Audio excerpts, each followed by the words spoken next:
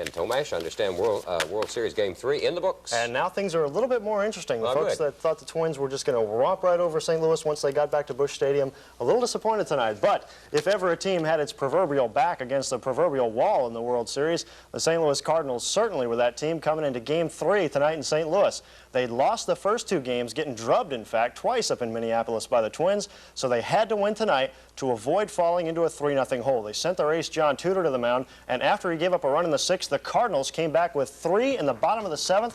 This Vince Coleman 2-run double in the 7th down the left field line scored Jose Oquendo and Tony Pena. The Cardinals went on to win it 3-1. They have now cut the deficit to 2-1 in games, with Game 4 and Game 5 coming up tomorrow and Thursday. Of course, even bigger than the first 2 or the first 3 now games of the World Series, the announcement yesterday that Billy Martin would be back at the helm of the New York Yankees next season. Now, everyone knows that Billy and Yankee owner George Steinbrenner have had their moments, to say the least, but Martin says this time, the 5th time, will be different.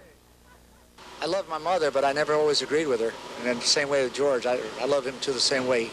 He and I care about the one thing, Yankees. That's the bottom line.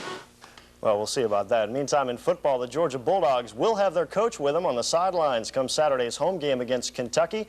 Doctors in Atlanta have given Vince Dooley the okay to return to work after minor heart surgery early this morning at Emory Hospital. Dooley was admitted with chest pains late last night, and an examination revealed 2 arteries near his heart that were blocked up, but doctors say everything went well today. Got a very nice result. Dilated 2 arteries, 2 branches of this one artery, to put it more precisely. We feel that he'll be back in action after a very brief respite, and Kentucky better watch out. And a nice get-well present for the coach. Dooley's Dogs are up 4 spots in the latest UPI Coaches Top 20 poll released today, but the top 3 teams stay the same. Oklahoma, Nebraska, and Miami are still 1, 2, 3, but LSU is up a spot to number 4. Florida State up 2 to number 5 after the win over Louisville.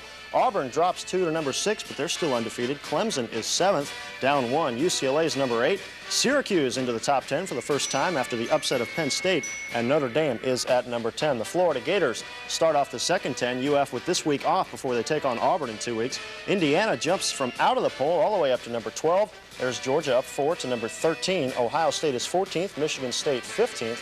The Tennessee Vols are number 16. Michigan is at number 17. Alabama back in at 18. Oklahoma State takes the big drop this week from 12 to 18. And South Carolina rounds out the top 20. The high school polls are also out tonight. Checking out Florida. Tallahassee Godby, the number 1 team in 3A. Leon moves on up to number 3. In Class 2A, Live Oak Sewanee still number 1. Defuniak Springs Walton in at number 6. And those War Eagles of Wakulla are number 9. In 2A, Chipley's 3rd. Florida High drops down to 6th. And Bonifay's number 7. And in 1A, Tallahassee FAMU High is 4th. Graceville 6th. Chattahoochee 9th, and the Eagles of North Florida Christian are at number 10. Quickly up to Georgia we go for a look at the Peach State poll. No surprise in Class 4A. Valdosta 7-0 and the number 1 team in both the state and the country. Tift County checking in at number 9.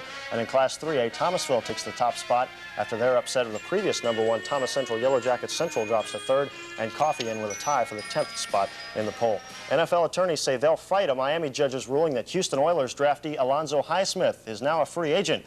The judge said the league owners conspired to keep Highsmith's value down by refusing to make offers for his services when he was unable to agree on a contract with the Oilers. And the former University of Miami star agrees. There's been a lot of strange things that happened between me and the Oilers. You know, the general manager from the Oilers, he's called other general managers about my agent. He refused to talk to my agent. There's just so many different things that went on to the point where it was destroying me. I'm the one who was getting hurt by it all. And, you know, all I wanted was a fair amount of value for my worth. And, you know, based on what Bosworth and Testaverde and everybody else was getting, I just felt as though what I was worth was much more than what they were offering. And the PGA Tour will stop in Tallahassee in just over a week, and the capital city's gearing up for the main event. The preparations are right on track for the first Sintel Classic. Next week, these will be the sounds of the Sintel Classic. What a shot, what a shot. But for now, these are the only sounds coming from the Killearn Country Club.